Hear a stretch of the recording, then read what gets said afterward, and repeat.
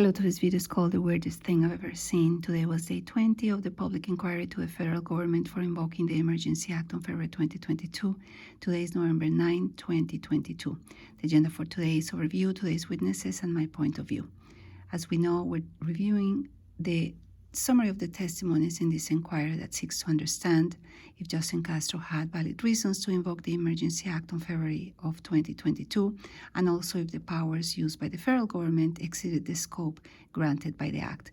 Based on the findings, the lead commissioner would put forward a recommendation in both English and French by February of next year. As everybody knows, this is not a trial, and to be honest with you, I don't even think this is an inquiry, and I'm going to explain why. All my videos can be found on YouTube, Lisa Bruce Research, as well as my own website, lisabruceresearch.com. And here is the link for the inquiry, and you can see all the testimonies live as well as previous sessions. And we're going to talk about the witnesses that we saw today. We had 3 witnesses between 9:30 a.m. and 6:35 p.m. The first witness was the mayor of Coutts, Jim Willett. And to be honest, I don't understand what the objective was, because if anything, everything contradicted what the official narrative is. He's saying that the objective of the blockage was to remove the mandates, and the way he was speaking was really odd, very slow, very odd. I've never heard anyone speaking so weirdly on the stand. And let me give you an example. The question was from the commission counselor on direct examination: there are some texts between you and Pastor Arthur Pawlowski. We spoke about him yesterday. Did he ask the protesters to stay? And the answer was, he asked me if I knew the person who was arrested and said the guns were all fake.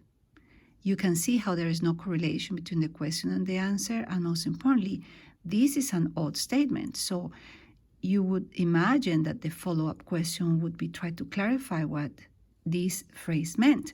But the question was, so he expressed that's why the protesters wanted to leave? So you can see there is no clear line of thought. It's just not a cohesive conversation. So I'm not clear as to what was that about. And then the mayor said that there was no need for the Emergency Act. The question was, so they left on the 15th, no need for RCMP to do anything? The answer, no. On the 14th, they lined up the vehicles, and by 10 a.m. on the 15th, they were all gone. Remember that the invocation of the act took place on the afternoon of the 15th, so clearly this was already finished before the act. Another question, so no need for the Emergency Act to clear the blockage? No, they had nothing to do with it. So once again, we have another testimony from the government stating that the act was not required. Again, something was really wrong with this witness. The question was, when you met with the protesters on February 3rd, did they explain to you what their objective was?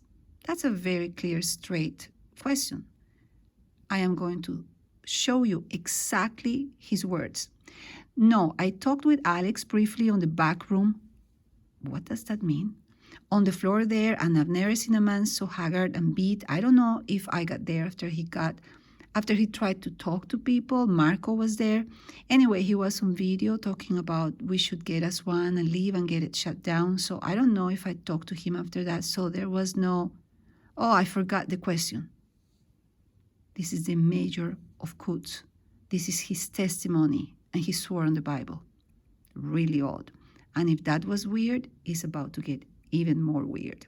The second witness was Mario Di Tommaso, Deputy Solicitor General, and he is the boss of Carrick. Commissioner Carrick was in charge of all the deployment and the discipline and all the daily issues related to the OPP and overseeing the whole Operation Norwa.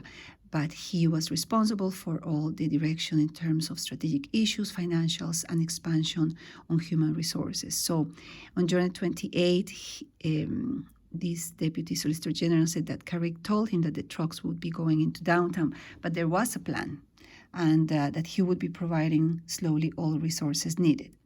Remember, we heard from Carrick that he asked slowly multiple times, even in February, if he needed resources, and slowly always said no. So there's a contradiction between what he's stating that Carrick said and what Carrick was communicating with slowly. And he said that Mario Di Tommaso said that he was receiving updates through text and phone calls. And there was something that was also conflicting about how long the convoy would stay. But, and these are his words, but I thought it was managed by Slowly and Carrick, and I didn't ask any questions. How is that making any sense? Whose responsibility was to ask questions? This obviously was his responsibility. He's in charge of the strategic direction. So that was really odd about not questioning that contradiction in the information. Now, this is the part that I really is very puzzling to me. The commission councillor was showing a document and he was questioning regarding the number of vehicles in Ottawa, and there's some notes that were being shown here, and they said that there were 500 vehicles. And then the commission councillor was opening a bottle of water, and then he literally started to faint, and the next screen he was out. Obviously, Mario Di Tommaso made an expression of, oh, and then you could hear some odd noise that I'm assuming it was this gentleman on the floor, perhaps with a seizure or something. They cut the live feed, and then there was a break longer than usual for about 1.5 hours. And then when they came back, this is the name of the video, the weirdest thing I've ever seen. After the commissioner councillor fainted in the middle of a question, they all came back from recess. The lead commissioner didn't acknowledge what happened, didn't give an update on the councillor. The witness was gone. Direct examination was never finished. The cross and direct never happened. And then they moved on to the next witness. I don't understand what I'm watching. This is the weirdest thing. And it's live feed. You can go back to the website that I shared with you on one of the first slides and watch it by yourself. It's just incredible. What is this inquiry about?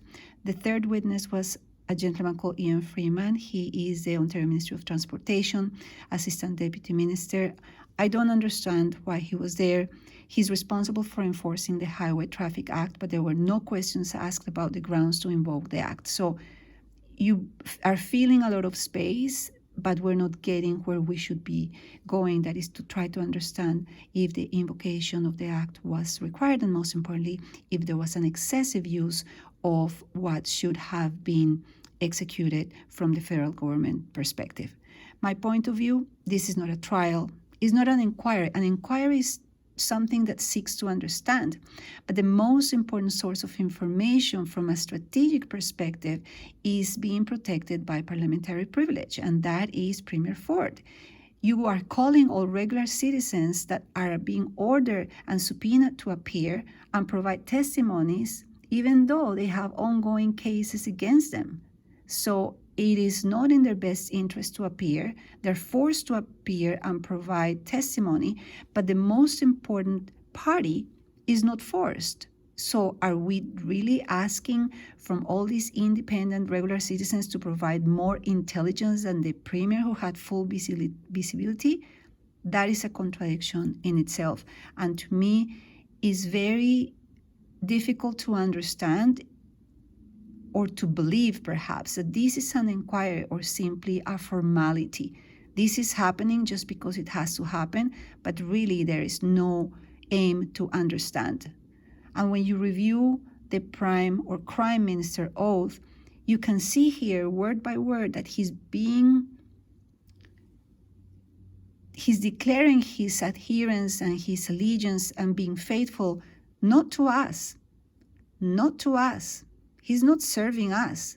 He's not true to us. He's keeping secrets away from us, and he's serving somebody else. So you can find this video online. Obviously, it has disabled the comments because it's very disturbing, but I just wanted to share this with you because these remind us that what we're seeing is not clear something that is trying to convey anything else except serving somebody else's objectives. Thank you very much for listening.